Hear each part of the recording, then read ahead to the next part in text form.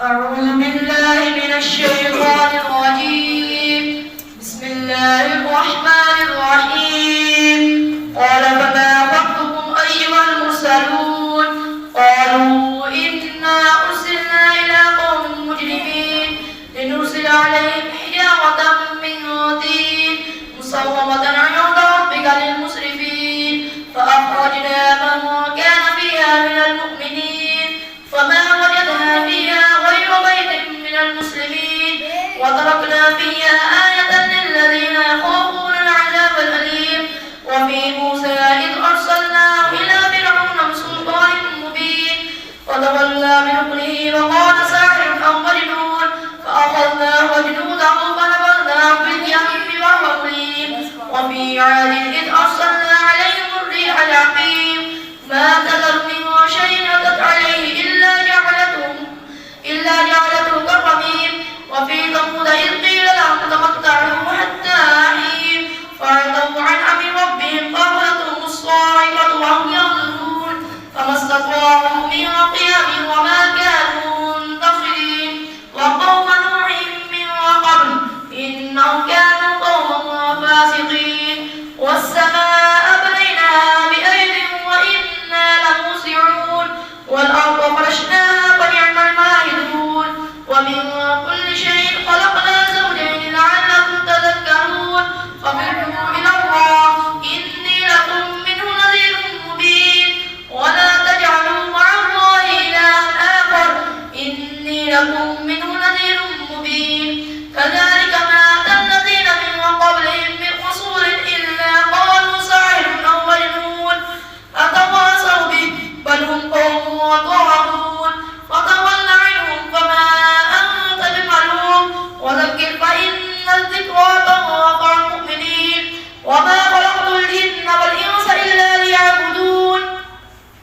ما أريد منهم من رزق وما أريد أن يطعمون إن الله هو الرزاق ذو القوة المتين. فإن للذين ظلموا ذنوبا مثل ذنوب أصحابهم فلا يستعجلون. فويل للذين كفروا من يومهم الذي يوعدون. بسم الله الرحمن الرحيم. والطور وكتاب مسطور في رق منشور والبيت المعمور والسقف المرفوع والبحر المسجور إن عذاب ربك لواقع ما له من دافع يوم تمور السماء مورا وتصير الجبال صيرا فويل يومئذ للمكذبين الذين هم في خوض يلعبون يوم يدعون إلى نار جهنم دعوا هذه النار التي كنتم بها تكذبون أفسحر هذا أم أنتم لا تبصرون اصلوها فاصبروا أو لا تصبروا سواء عليكم إنما تجزون ما كنتم تعملون. إن المتقين في جنات ونعيم فاكهين بما آتاهم ربهم ووقاهم ربهم عذاب الجحيم. كلوا واشربوا هنيئا بما كنتم تعملون متكئين على سرر مصفوفة وزوجناهم بحور عين. والذين آمنوا واتبعتهم ذريتهم بإيمان ألحقنا بهم ذريتهم وما ألتناهم من عملهم من شيء كل امرئ بما كسب رهين. وأمددناهم بفاكهة ولحم مما يشتهون يتنازعون فيها كأسا لا لغو فيها ولا تأثيم ويطوف عليهم غلمان لهم كأنهم لؤلؤ مكنون. فأقبل بعضهم على بعض يتساءلون قالوا إنا كنا قبل في أهلنا مشفقين فمن الله علينا ووقانا عذاب السموم إنا كنا من قبل ندعوه إنه هو البر الرحيم. فذكر فما أنت بنعمة ربك بكاهن ولا مجنون أم يقولون شاعر نتربص به ريب المنون قل تربصوا فإني معكم من المتربصين أم تأمرهم أحلامهم بهذا أم هم قوم طاغون أم يقولون شاعر نتربص به أم يقولون تقوله بل لا يؤمنون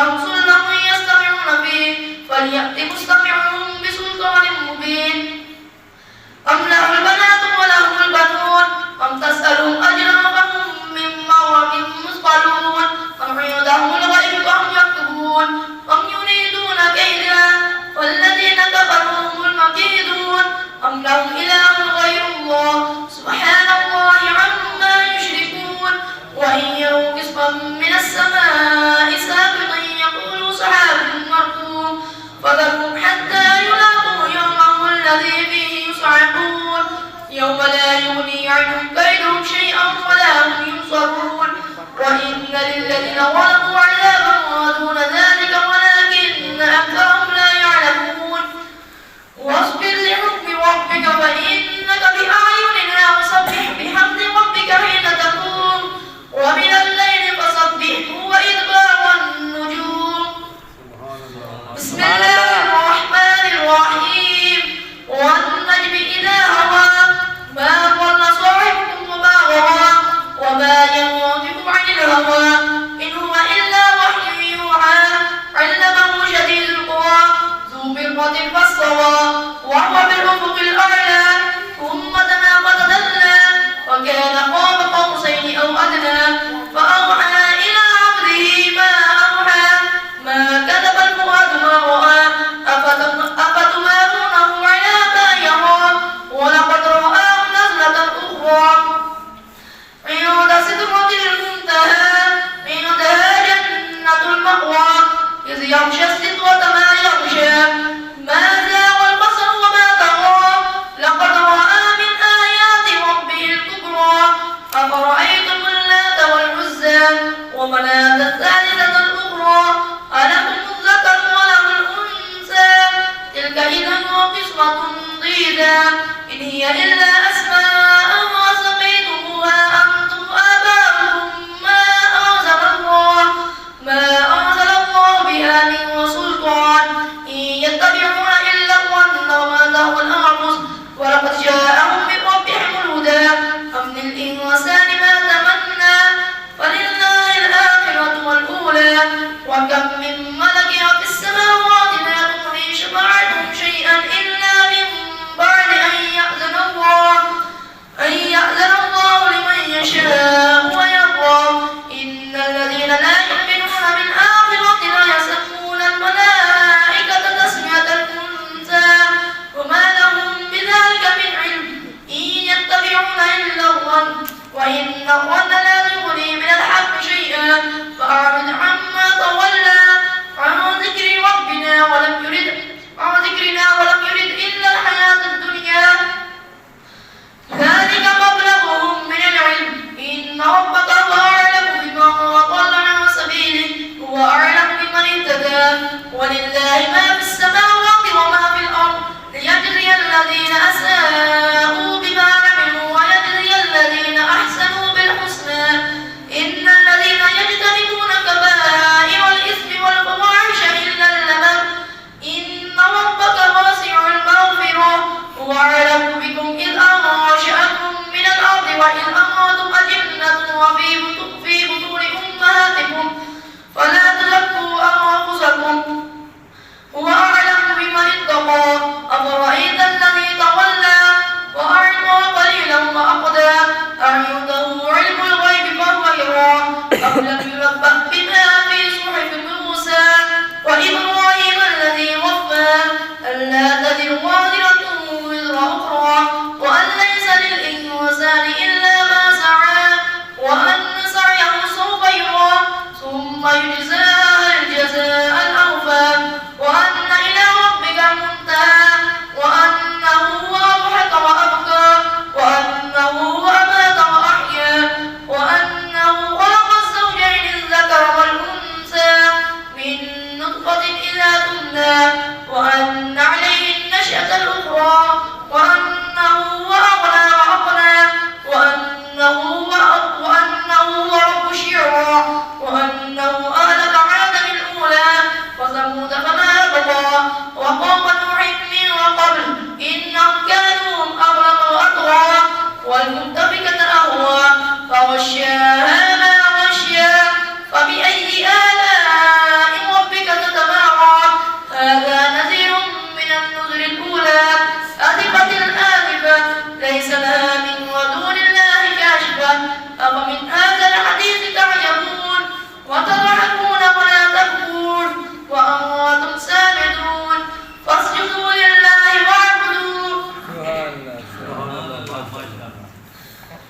بسم الله الرحمن الرحيم اقتربت الساعة وانشق القمر وإن يروا آية يعرضوا ويقولوا سحر مستمر وكذبوا واتبعوا أهواءهم ولقد جاءهم من الأنباء ما فيه مزدجر حكمة بالغة فما تغني النذر فتول عنهم يوم يدعو الداعي إلى شيء نكر خشعا أبصارهم يخرجون من الأجداث كأنهم جراد منتشر مهطعين إلى الداع يقول الكافرون هذا يوم عسير كذبت قبلهم قوم نوح فكذبوا عبدنا وقالوا مجنون وازدجر فدعا ربه أني مغلوب فانتصر ففتحنا أبواب السماء بماء منهمر وفجرنا الأرض عيونا فالتقى الماء على أمر قد قدر وحملناه على ذات ألواح ودسر تجري بأعيننا جزاء لمن كان كفر ولقد تركناها آية فهل من مدكر وكيف كان عذابي ونذر ولقد يسرنا القرآن للذكر فهل من مدكر كذبت عاد فكيف كان عذابي ونذر إنا أرسلنا عليهم ريحا صرصرا في يوم نحس مستمر تنزع الناس كأنهم أعجاز نخل منقعر فكيف كان عذابي ونذر ولقد يسرنا القرآن للذكر فهل من مدكر كذبت ثمود بالنذر فقالوا أبشرا منا واحدا نتبعه إنا إذا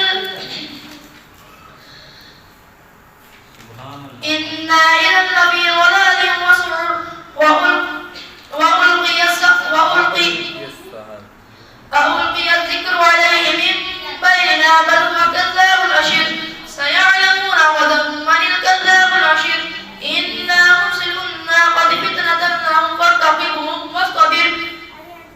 ونبئهم أن الماء قسمة بينهم كل شرب محتضر فنادوا صاحبهم فضاعت فعقر فكيف كان عذابي منذر إنا أرسلنا عليهم صيحة واحدة فكانوا كهشيم المعتبر ولقد يسرنا القرآن للذكر فهل من مدكر كذبت قوم لوط بالنذر إنا أرسلنا عليهم حاصبا وإلا آل هود نجيناهم بسحر نعمة من عندنا كذلك نجزي من شكر ولقد أنذرهم بطشتنا فتماروا بالنذر ولقد رابطوا عن ضيفه فطمسنا أعينهم فذوقوا عذابي ونذر ولقد صبحهم بكرة عذاب مستقر فذوقوا عذابي ونذر ولقد يسرنا القرآن للذكر فهل من مدكر ولقد جاء آل فرعون النذر كذبوا بآياتنا كلها فأخذناهم أخذ عزيز مقتدر أكفاركم خير من أولئكم أم لكم براءة في الزبر أم يقولون نحن جميع منتصر سيهزم الجمع فيولون الدبر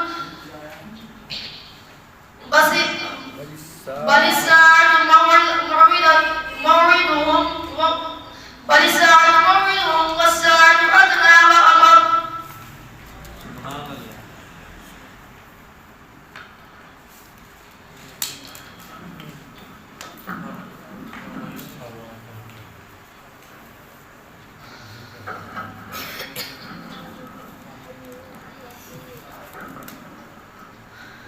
إن المجرمين في ضلال وسعر يوم يسحبون في النار على وجوههم ذوقوا مس سقر إنا كل شيء خلقناه بقدر وما أمرنا إلا واحدة وكلمح بالبصر ولقد أهلكنا أشياءكم فهل من مدكر وكل شيء فعلوه في الزبر وكل صغير وكبير مستقر إن المتقين في جنات ونهر في مقعد صدق عند مليق مقتدر بسم الله الرحمن الرحيم الرحمن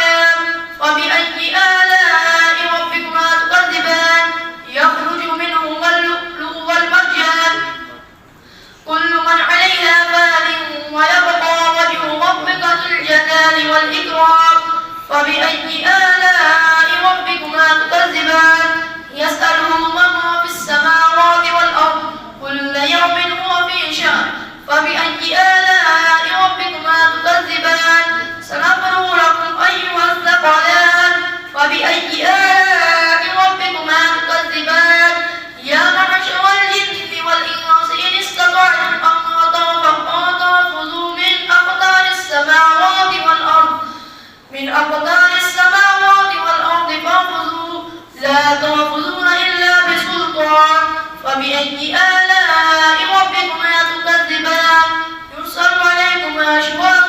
من نار ونحاس فلا تنتصران فبأي آلاء ربكما تكذبان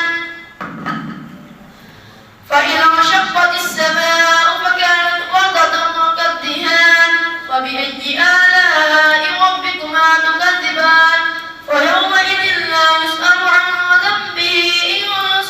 ولا جان فبأي آلاء ربكما تكذبان يعرف المجرمون بسيماهم فيؤخذ بالنواسي والأقدام فبأي آلاء ربكما تكذبان هذه جهنم التي يكذب بها المجرمون يطوفون بينها وبين حميم آن فبأي آلاء ربكما تكذبان ولمن خاف مقام ربه جنتان فبأي آلاء ربكما تكذبان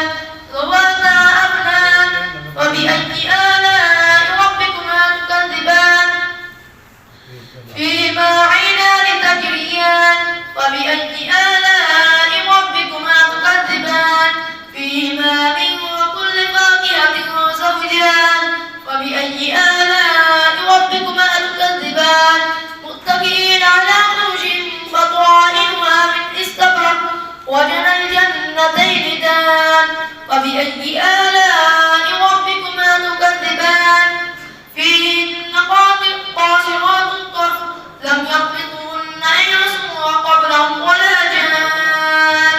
فبأي آلاء ربكما تكذبان هل جزاء الإحسان إلا الإحسان فبأي آلاء ربكما تكذبان ومن دونهما جنتان فبأي آلاء ربكما تكذبان مدهامتان فبأي آلاء ربكما تكذبان فيهما عينان نضاختان فبأي آلاء ربكما تكذبان فيهما فاكهة والنخل ورمان فبأي آلاء ربكما تكذبان فيهن خيرات حسان فبأي آلاء ربكما تكذبان حور مقصورات وفي الخيام فبأي آلاء ربكما تكذبان لم يطمثهن إنس قبلهم ولا جان فبأي آلاء ربكما تكذبان متكئين على رفرف خضر وعبقري حسان فبأي آلاء ربكما تكذبان تبارك اسم ربك ذي الجلال والإكرام بسم الله الرحمن الرحيم إذا وقعت الواقعة ليس لوقعتها كاذبة خافضة رافعة إذا رجت الأرض رجا وبست الجبال بسا فكانت هباء منبثا وكنتم أزواجا ثلاثا وأصحاب الميمنة ما أصحاب الميمنة وأصحاب المشأمة ما أصحاب المشأمة والسابقون السابقون أولئك المقربون في جنات النعيم ثلة من الأولين وقليل من الآخرين على سرر موضونة متكئين عليها متقابلين يطوف عليهم ولدان مخلدون بأكواب وأبانيق وكأس من معين لا يصدعون عنها ولا ينزفون وفاكهة مما يتخيرون ولحم طير مما يشتهون وحور عين كأمثال اللؤلؤ المكنون جزاء بما كانوا يعملون لا يسمعون فيها لغوا ولا تأثيما إلا قيلا سلاما وسلاما وأصحاب اليمين ما أصحاب اليمين في صدر مخضود وطلح منضود وظل ممدود وماء مسكوب وفاكهة كثيرة لا مقطوعة ولا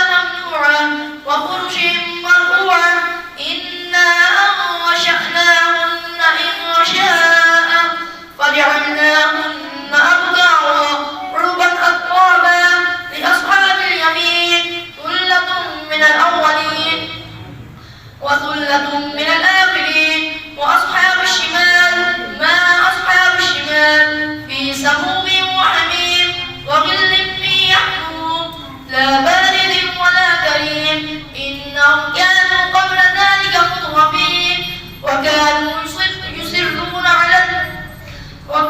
يصرون على الحنث العظيم وكانوا يقولون أئذا متنا وكنا ترابا وعظاما أئنا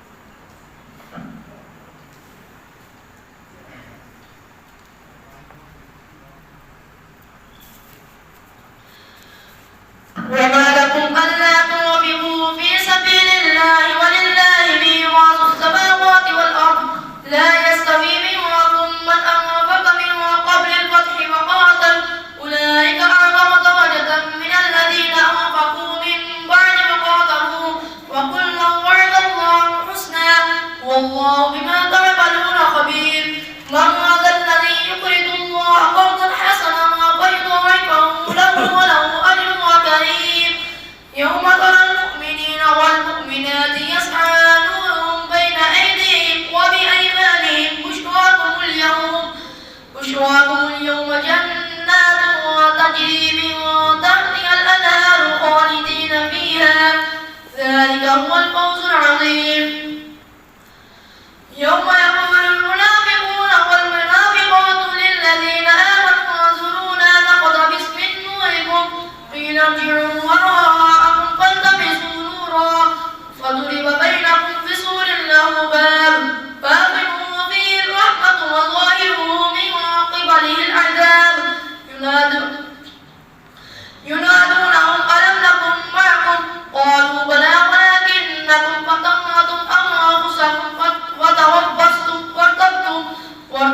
وارتبتم الأماني حتى جاء أمر الله وغركم بالله الغرور فاليوم لا يؤخذ منكم فدية ولا من الذين كفروا مأواهم النار هي مولاكم وبئس المصير. ألم يأن للذين آمنوا أن تخشع قلوبهم لذكر الله وما نزل من الحق ولا يكونوا كالذين أوتوا الكتاب من قبل فطال عليهم الأمل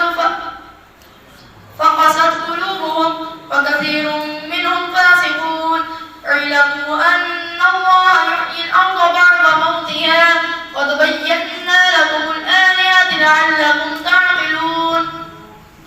إن المصدقين والمصدقات وأقرضوا الله قرضا حسنا يضاعف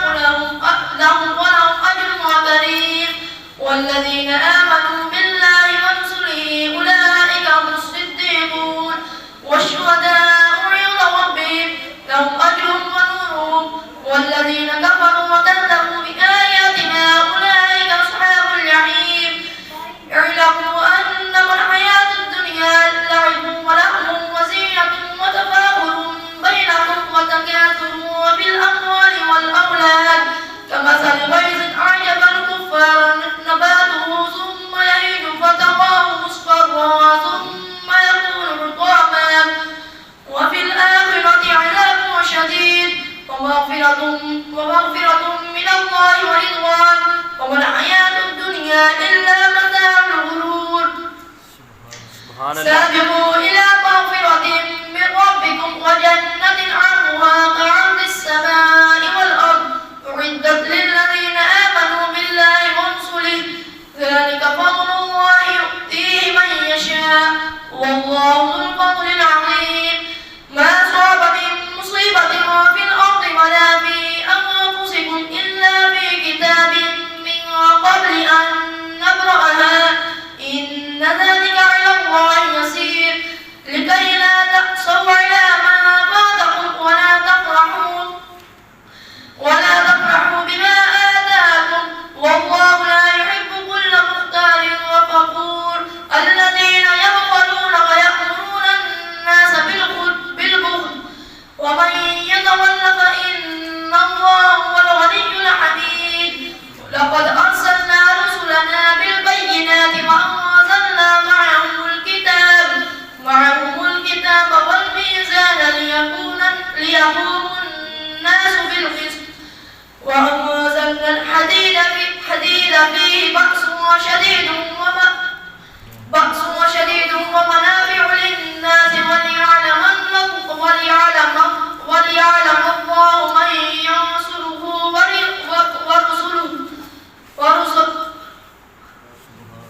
ورسله بالغيب إن الله قوي عزيز. ولقد أرسلنا نوحا وإبراهيم وجعلنا في ذريتهما النبوة والكتاب فمنهم مهتد وكثير منهم فاسقون. ثم قفينا على آثارهم برسلنا وقفينا بعيسى ابن مريم وآتيناه الإنجيل وجعلنا في قلوب الذين اتبعوا رأفة ورحمة ورهبانية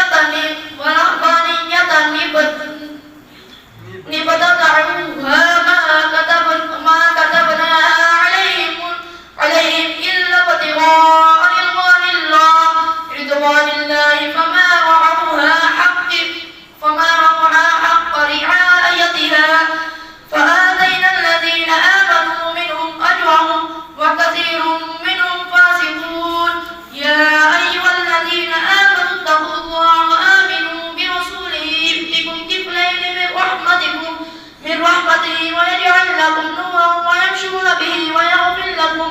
والله غفور رحيم لئلا